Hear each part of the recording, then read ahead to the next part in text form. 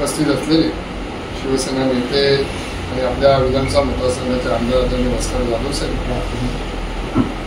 आदरणीय मुळे भाऊ, त्याचबरोबर महाराष्ट्र नवनिर्माण सेनेचे जिल्हा उपाध्यक्ष विनोदजी जानवळकर, उपस्थित सर्व महाराष्ट्र नवनिर्माण सेनेचे पदाधिकारी, त्या गावचे माजी सरपंच संजयजी पवार, उपस्थित सर्व त्या ठिकाणी मनसैनिक आणि पत्रकार मित्रांनो,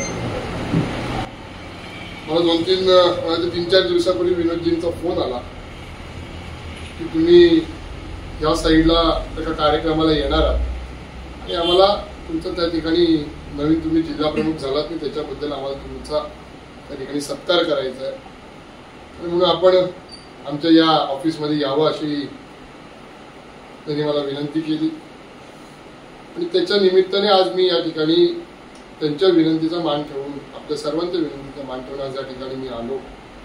आपण सर्वांनी माझं स्वागत केलं, सत्कार केला, त्यासाठी म्हणून मी आपल्या सर्वांचे सुरुवातीलाच मनापासून आपल्या सर्वांचे या ठिकाणी मी आभार मानतो. आणि मला वाटतं मी ऑफिसला जरी पहिल्यांदा आलो असलो तरी मला वाटतं गेले 3-4 वर्ष सातत्याने इथे मनसे म्हणून आपण ज्या क्रिकेट स्पर्धा भरवता त्या क्रिकेट स्पर्धांना न चुकता मी गेले 2-3 वर्ष सलग येतो. गेल्या वर्षी माझ्यामध्ये फक्त साहेब आपल्या इथं आले होते, त्याच्या आधी 2-3 वेळा मी आलो होतो आणि मी जेव्हा त्या क्रिकेट स्पर्धांना आलो होतो आणि त्यावेळेस जे मी बोललो होतो ते आज पुन्हा एकदा मुद्दाहून या ठिकाणी मी बोलतो, कारण की त्याची प्रचिती आज मला इथं आल्यावरती आली.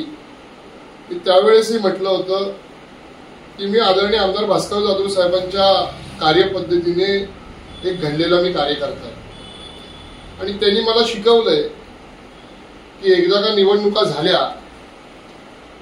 आणि निवडणुका संपल्या का सर्व पक्षाच्या लोकांना, मग तो कुठलाही पक्ष असेल ज्याच्या विरोधात आपण स्वतः निवडणूक लढवली असेल किंवा नसेल, आपला मित्र पक्ष असेल, त्या सर्वांना आपल्या तालुक्यातलं एखादं नेतृत्व हे आपलं असं वाटलं पाहिजे किंवा त्या सर्वांच्या मध्ये आपण समरस झालं पाहिजे.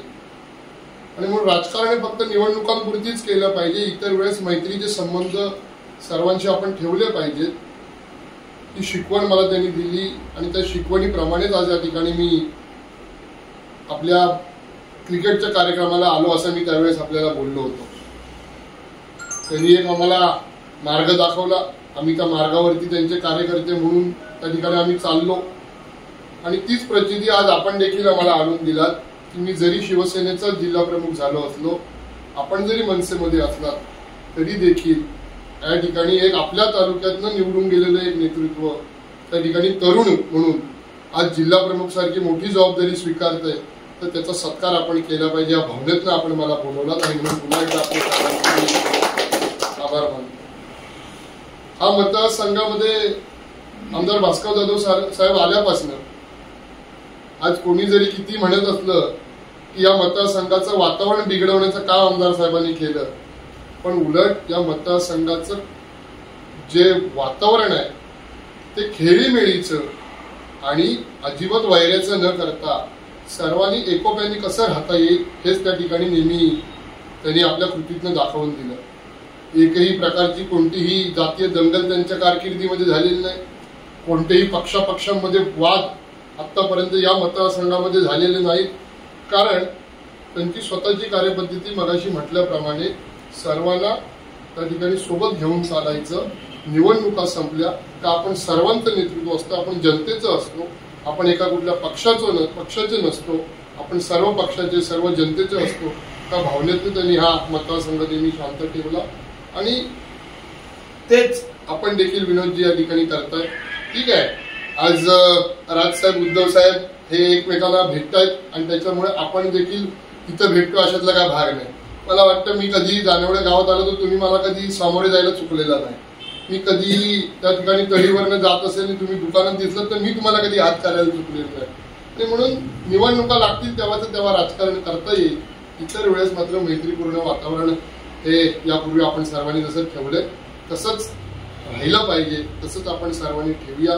पुन्हा एकदा आपण आपल्या सर्वांचे मनापासून मी आभार मानतो. नवनाथजी, त्या दिवशी आपण तर जात होतात घरी, मी इथं स्थळीत उभा होतो, आपण लगेच गाडी थांबवून उतरून आलात, मी माझं अभिनंदन केलं. आणि त्यामुळे असे मैत्रीचे संबंध आपण सर्वांनी त्या ठिकाणी ठेवूया, एकत्रित राहूया एवढंच आजच्या निमित्ताने सांगतो. नुकत्याच पार पडलेल्या दिवाळीच्या आपल्या सर्वांना मनापासून त्या ठिकाणी शुभेच्छा देतो आणि आपली रजा घेतो. जय हिंद. टाइम्स डिजिटलला लाईक करा, सबस्क्राईब करा, शेअर करा आणि बेल आयकॉन दाबायला विसरू नका. पाहत रहा टाइम्स डिजिटल.